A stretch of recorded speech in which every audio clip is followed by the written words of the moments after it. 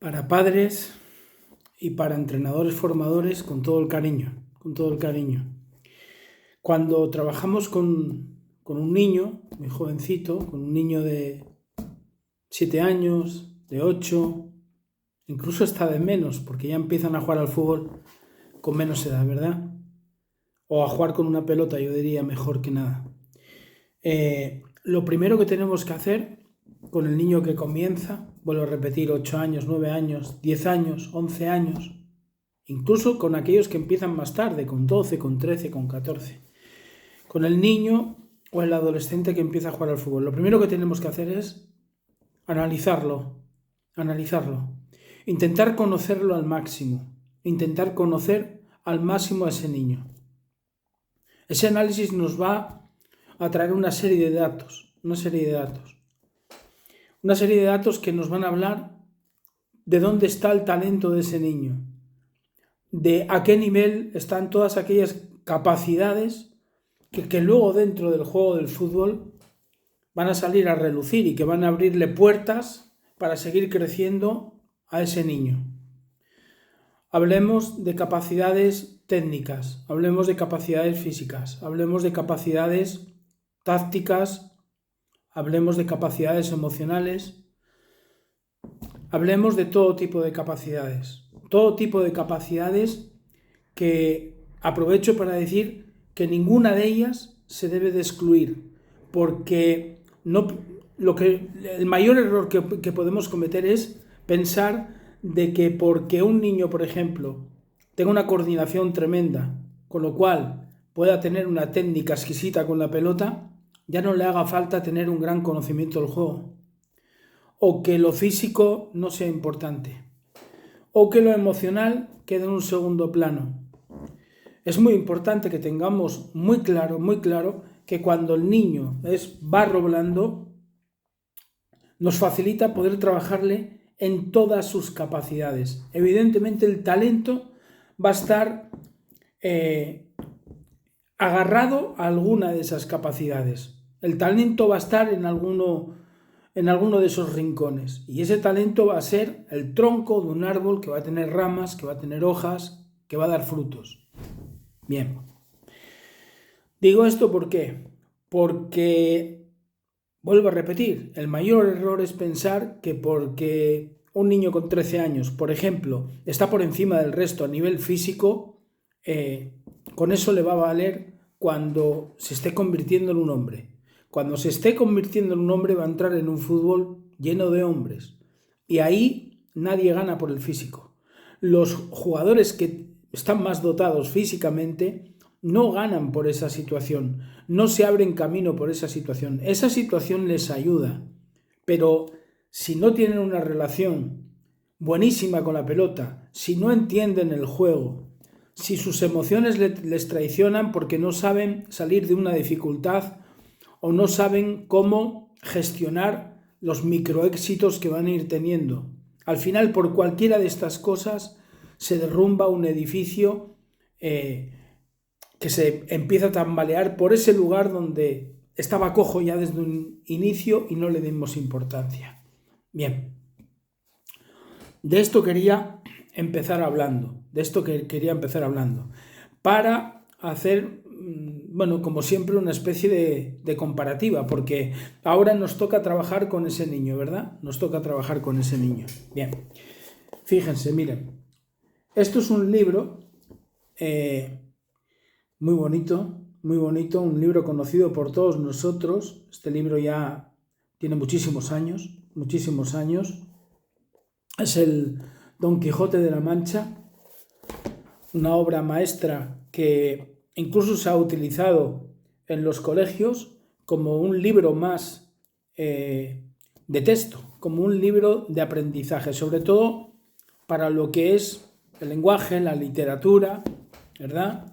Bueno, este mismo libro, en su momento se utilizó en los colegios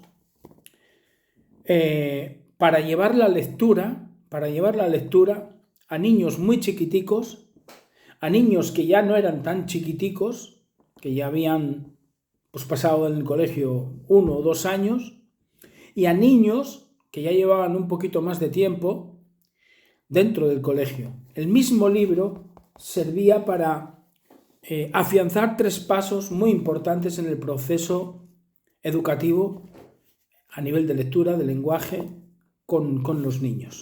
Bien, el primer proceso con los niños más jóvenes radicaba en intentar por todos los medios que los niños muy chiquitinos, que lo único que desean es jugar, lo único que desean es ser felices, lo único que desean es reírse, que este libro les fuera atractivo, que les fuera atractivo para reírse, para pasar buenos momentos. Evidentemente, este libro, el Don Quijote de la Mancha, tiene muchísimos momentos donde Don Quijote pues es una especie de personaje que hace cosas inverosímiles de tal manera que lo que te apetece es decir, está loco, está chiflado y te echas a reír, ¿verdad? Bueno, pues el primer paso que hacían los profesores con los maestros, de aquella eran maestros, con este libro, con los niños, era tan sencillo como intentar que el niño se enamorara de la lectura. Entonces leían aquellas partes o hacían hincapié en aquellas partes donde aparecía lo cómico, aparecía lo que hacía reír al niño, aparecía lo que... O sea, leían lo que aparecía como algo que le llamaba mucho la atención al niño. ¿De acuerdo?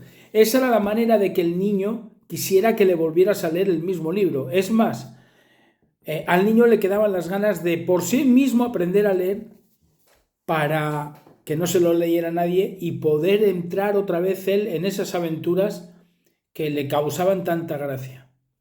El primer paso era enamorar al niño de la lectura, leyéndole lo que iba a enamorarle, no las partes que no le iban a enamorar, las que al niño le daban igual.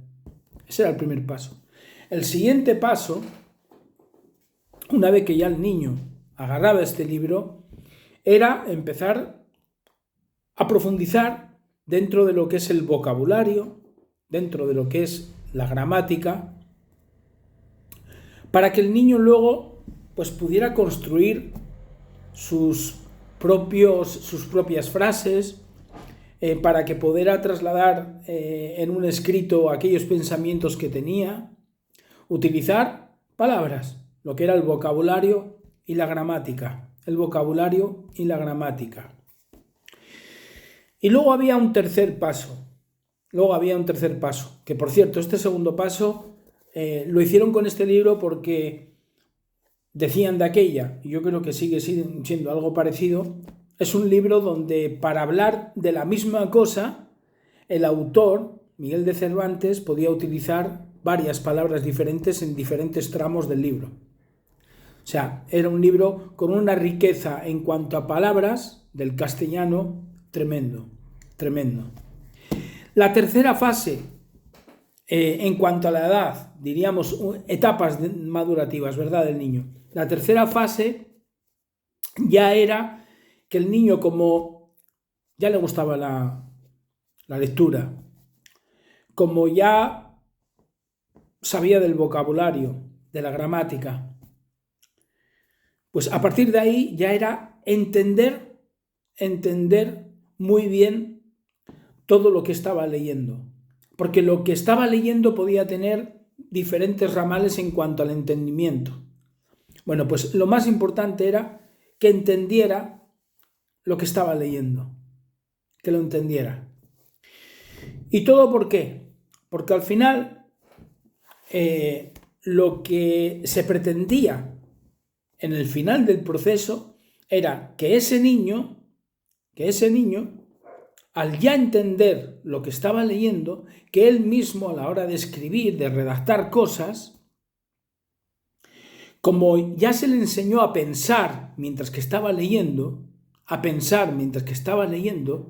él mismo podía construir sus propias obras, lo que podríamos llamar fraseología, es decir, que el vocabulario y la gramática que ya tenía dentro de sí mismo, luego el propio niño le daba forma en cuanto a tener una propia seña de identidad. Es decir, que lo que escribiera esa persona se viera que estaba escrito por él, no copiado de, sino escrito por él. Que al final esto es lo que tienen los grandes escritores.